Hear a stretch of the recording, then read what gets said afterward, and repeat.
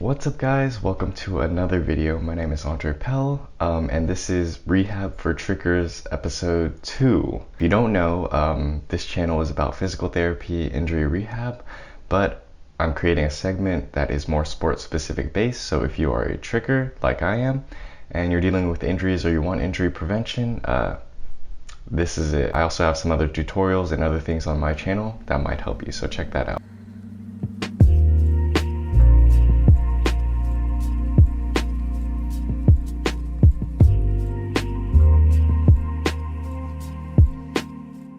Last week we talked about jumper's knee, and one exercise you can kind of effectively help to reduce the pain in that and make your knees stronger. This week we're going to kind of talk about, what are we going to talk about? Oh, hip flexor tightness and why this is a problem in tricking and what you can kind of do to alleviate it and make it better and all those sorts of things. So if you are a tricker and you know what your hip flexors are, you know what I'm talking about.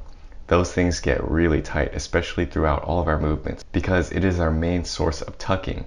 Any sort of tucking you do in flips, tricks, or even kicks, any sort of hip flexion is going to be dominated by your hip flexors.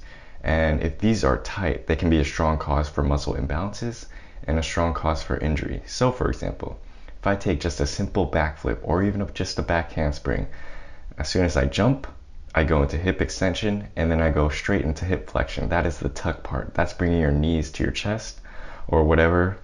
And that is what you would call, like, I don't know. That's what happens when you tuck. You're hip flexing. What happens is when we overuse these muscles a lot, these muscles actually get kind of worn out. Not worn out in the sense that they start to tear or anything, but worn out in the sense that they start getting tight. If you tricked or done flips for a period of time, you're gonna know what I'm talking about, muscle tightness in general.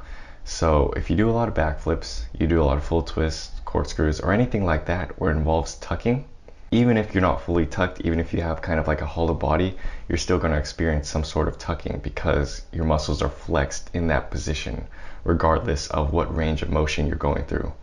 Your body is going to experience tightness, especially if you don't stretch and especially if you don't rehab. I'm going to tell you guys the importance of stretching your hip flexors, what you can kind of do to stretch your hip flexors, and just kind of like when you should do it.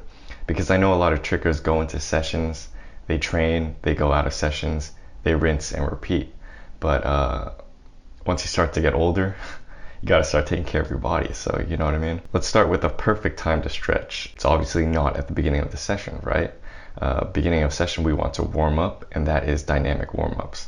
But we'll talk about that later. The perfect time to stretch, and I'm talking static stretching, is going to be at the end of a session.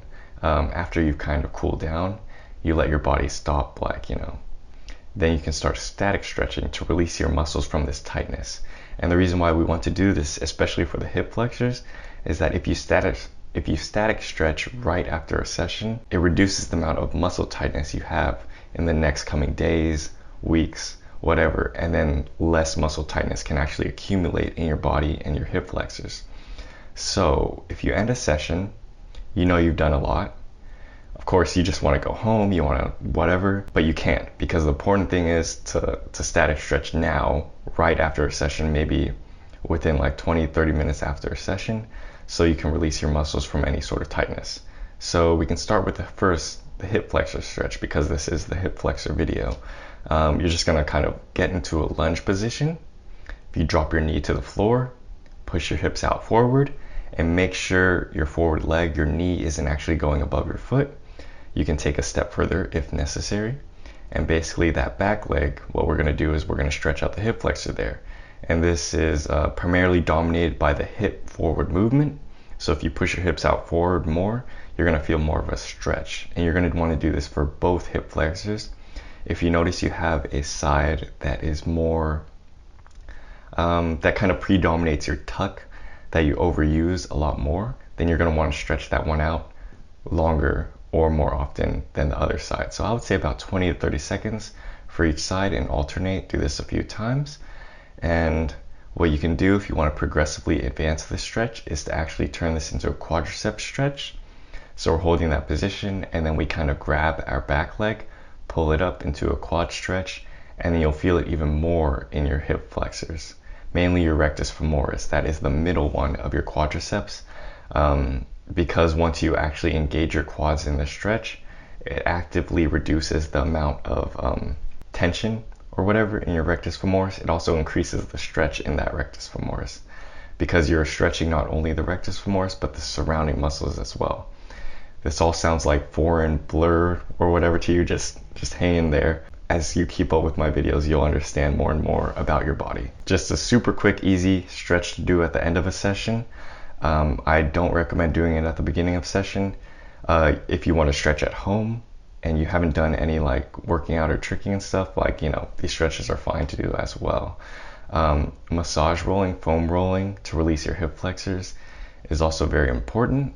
I usually just stick to stretching and massaging. I don't have a foam roller, but I know some people like that alternative. So, you know, just any sort of myofascial release is important for your body, especially if you're an athlete. And it's important that we start taking care of our bodies more. So, yeah.